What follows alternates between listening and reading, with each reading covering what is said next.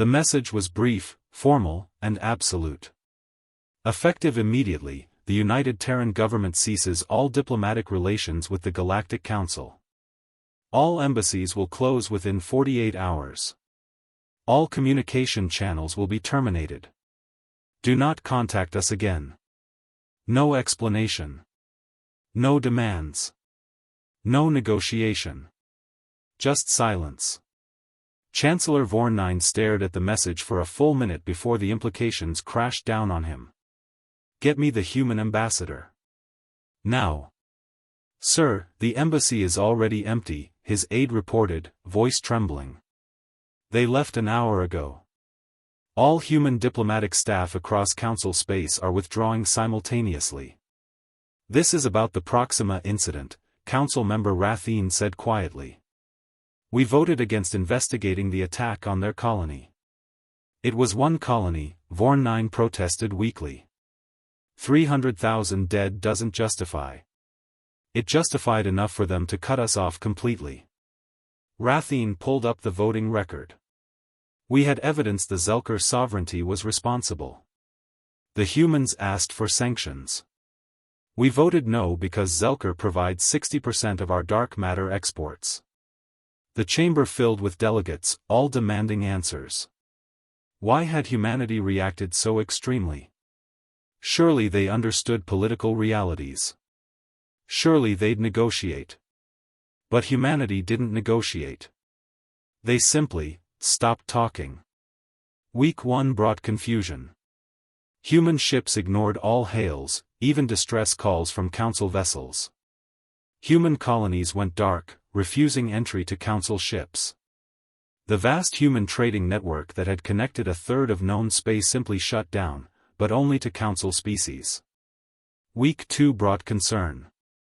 Non-Council species reported humans were trading more actively than ever, just not with anyone affiliated with the Council. Strange alliances formed. Species humanity had helped over the years suddenly had access to human technology, human markets, human protection. Week 3 brought panic. The Zelker sovereignty, emboldened by Council inaction, attacked another human colony. The Council expected humanity to come begging for help, for intervention, for anything. Instead, the entire Zelker home fleet vanished in 48 hours. No debris. No survivors. No explanation. When Council observers finally reached Zelker space, they found the military infrastructure completely dismantled and a single message buoy broadcasting in every language: you were warned. Humanity said nothing to the Council. Not a word of justification or explanation. They're not playing by the rules, Vornine said desperately in emergency session. They can't just act unilaterally. They can if they're not part of our system anymore, Rathine replied. We thought diplomatic isolation would hurt them. Instead, they've isolated us. The evidence mounted daily. 70 species had quietly withdrawn from Council consideration, choosing instead to join something humans called the Free Trade Collective. No elaborate government structure. No bureaucracy. Just mutual defense and open commerce. It was everything the Council wasn't: fast, efficient, and apparently very attractive to developing civilizations. Month 2, the financial collapse began. Human currency had been backing 40% of galactic trade. When they withdrew, markets crashed.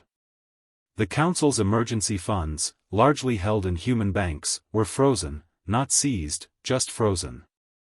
A message of their own: we're not thieves. But we're also not your bank anymore. Vornine finally broke protocol and sent a personal message to Admiral Chen, former human ambassador. It went unanswered for 3 days. When the reply came, it was text only. You valued Zelker dark matter over 300,000 human lives. We valued your opinion appropriately. This is the relationship you chose, one based on pure transactional worth. We've decided you have none to us. Enjoy your diplomatic isolation. The Council convened in chaos. Half wanted to apologize, to offer reparations. The other half insisted they maintain dignity, that humanity would eventually need them. Rathine watched the debate with growing horror. "You still don't understand," she said quietly. "They're not punishing us temporarily. They're not negotiating. They've simply moved on. Built something without us." She pulled up economic projections. In 5 years, the Free Trade Collective will eclipse the Council in GDP. In 10, they'll have more military power. We didn't just lose humanity. We lost our relevance. The chamber fell silent as the truth settled in. Humanity hadn't cut off diplomacy as a negotiating tactic. They'd cut it off because they genuinely no longer cared what the Council thought, said, or did. The Council had treated them as expendable. Humanity had returned the favor.